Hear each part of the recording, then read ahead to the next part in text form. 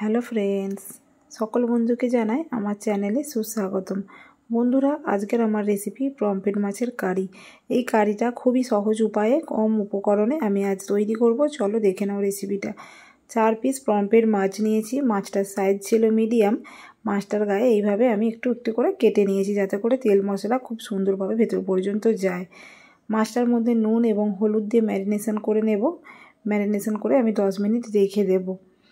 আর এই রেসিপিটা বানানোর জন্য কি লাগছে চলো দেখে নাও। মিডিয়াম সাইজের একটা গ্রেট করে নেওয়া টমেটো, মিডিয়াম সাইজের একটা কুচো করে নেওয়া পেঁয়াজ, আর এখানে লাগছে ঝালের জন্য কাঁচা লঙ্কা। আমি গুঁড়ো লঙ্কা ইউজ করব না, কাঁচা লঙ্কা নিয়েছি। এখানে লাগছে চা চামচের 1 চামচ পরিমাণ পোস্তটার একটা পেস্ট বানিয়ে নেব। আর লাগছে এখানে কালো জিরে। এই সামান্য কটা উপকরণ দিয়ে আজকের রেসিপিটা আমি বানাবো। কড়াইয়ের মধ্যে সরষের তেল দিয়েছি। তেলটা খুব ভালো করে গরম হয়ে গেছে। এখন মাছগুলো আমি ভেজে নেব। অতিরিক্ত আমি তেল ব্যবহার করছি না, মোটামুটি তেলটা ব্যবহার করছি। তোমরা বাড়িয়ে কমিয়ে নিতে পারো।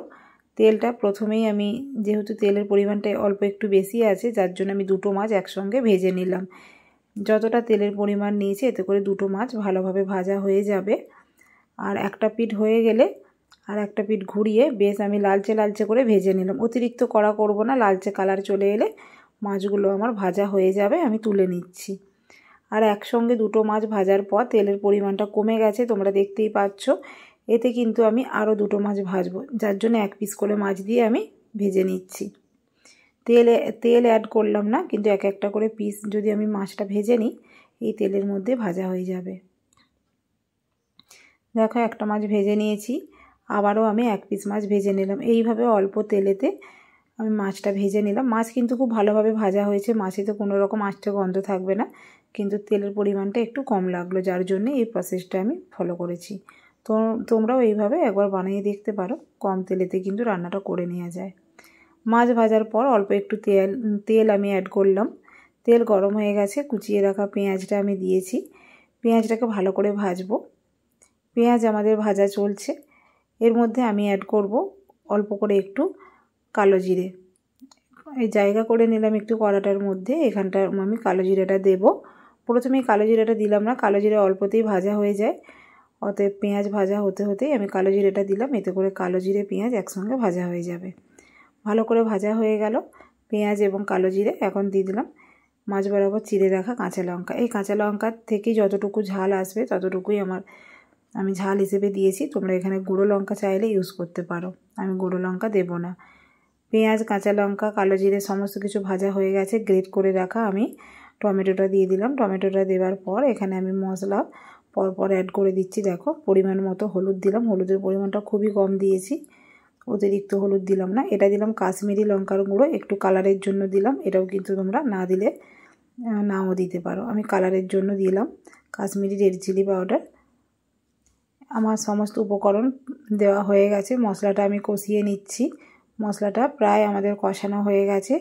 এখানে আমি অ্যাড করে দেব আমি যে পোস্তটা বেটে রেখেছিলাম, সেই পোস্তটা দিলাম। পোস্তের পরিমাণটা দেখতেই পাচ্ছ, একদম অল্প, চা চামচের 1 চামচ পরিমাণ পোস্ত, সেটা আমি পেস্ট করে নিয়েছি। অতিরিক্ত কোনো রকম মশলা ব্যবহার করলেই যে রেসিপিটা ভালো হবে এটা কোনো মানে নেই। অল্প অল্প মশলা ব্যবহার করলে কিন্তু রেসিপি সুন্দর একটা টেস্ট পাওয়া যায়। এতে করে মশলার টেস্টটার থেকে যে আমরা যে মাছের রেসিপিটা করেছি, মাছের আর টেস্ট পাবো না। অতিরিক্ত মশলা দিলে মশলার টেস্টটাই চলে আসবে, যার জন্য অল্প অল্প মশলা দিয়ে আমি মশলাটাকে সুন্দরভাবে কষিয়ে নিচ্ছি। মশলাটাকে একটু ভালো করে কষিয়ে নিতে হবে। এতে করে কি হবে, মশলা থেকে যখন তেলটা ছাড়বে, মশলাটা সম্পূর্ণভাবে, দেখতেই পাচ্ছ আমি দেখিয়ে দিলাম, মশলাটা থেকে তেল ছেড়ে দিয়েছে, সম্পূর্ণভাবে কষানো হয়ে গেছে। এখন অল্প করে একটু আমি জল দিলাম। এখানে ঝোল হবে না, আবার খুব অল্প গ্রেভি থাকবে, সেই বুঝে কিন্তু আমি জলটা দিলাম। ঝোল যখন ফুটে গেল, এই সময় একটু নুনটা দিয়ে দিলাম। নুনটা তোমরা চেক করে নিয়ে দিয়ে দেবে। দিয়ে গ্রেভিটা ফুটে গেল, এখন আমি মাছগুলো অ্যাড করে দেব। ভেজে রাখা মাছগুলো আমি পরপর অ্যাড করে দিচ্ছি। তো মাছটা দিয়ে আমি 2 মিনিটের মতো ফোটাবো। একদম বেশি ফোটাবো না, মাছ এতে করে নরম হয়ে যায়, ভালো লাগে না মাছের রেসিপিটা খেতে। অতিরিক্ত মাছ ফোটানো পছন্দ নয়।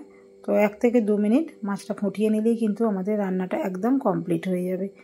দেখতেই পেলে বন্ধুরা কিভাবে আজকে আমি পমফ্রেট মাছের এই রেসিপিটা করেছি। আর শেষের দিকে একটু কাঁচা সরষের তেল দিয়ে গ্যাসের ফ্লেমটা আমি অফ করে ঢেকে রাখবো। রান্নাটা আমার কমপ্লিট। দেখো বন্ধুরা কত সুন্দর হয়েছে মাছের রেসিপিটা, খেতে কিন্তু ভীষণ সুস্বাদু হয়েছিল। তোমরা একবার এইভাবে বানাবে আর বানিয়ে পরে আমাকে কমেন্ট করে জানিও। বন্ধুরা আবারও আসবো অন্য কোনো রেসিপি নিয়ে। আজ আসি, টাটা।